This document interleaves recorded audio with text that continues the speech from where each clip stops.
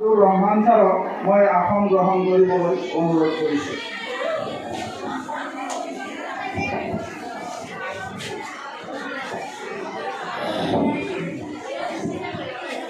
সম্মানিত বিদায়ী ভাৰপ্ৰাপ্ত প্ৰধান শিক্ষক মহোদয়,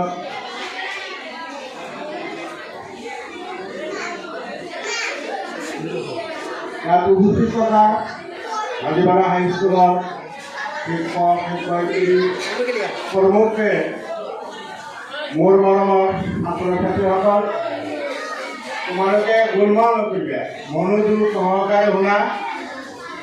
আমাৰ মুজিবৰ খানে যোৱা 2018 চনত ইয়াতে যোগদান কৰি বৰ্তমান 2024 চনৰ আজি 31 মে তাৰিখে তেওঁ তোমালোকৰ মাজৰ পৰা বিদায় ল'ব। তেওঁ শিক্ষক হিচাপে আৰু তোমালোকৰ মাজত নাহে। তেওঁৰ কৰ্মজীৱন আজিৰ পৰা শেষ। আজি 3:30 মিনিটত তেওঁৰ কাৰ্যকাল শেষ হ'ব। গতিকে তেখেতে তোমালোকৰ পৰা বিদায় ল'ব। গতিকে যদি গোলমাল কৰা তেনেহ'লে কি হ'ব? অহাকালিৰ পৰা তেখেতক তোমালোক আৰু শিক্ষক হিচাপে নাভাবা। এনেই আহিব মোৰ নিচিনা, মই যেনেকৈ ৰিটায়াৰ হৈছোঁ এনেই আহি থাকোঁ, ঠিক তেনেকৈ আহি থাকিব।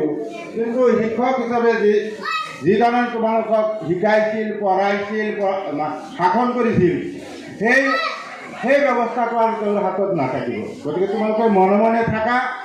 মই প্ৰস্তাৱক ধন্যবাদ জনাই মই মোৰ আসন গ্ৰহণ কৰিছোঁ। ধন্যবাদ।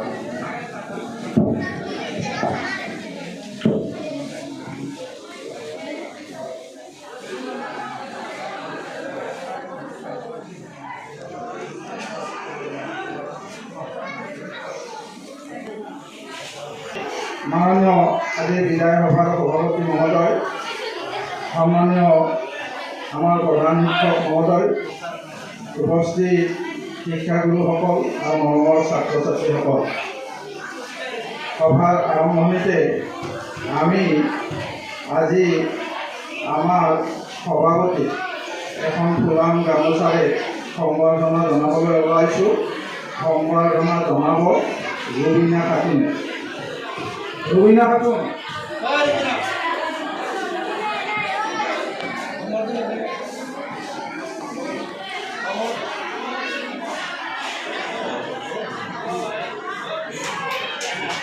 Thank you.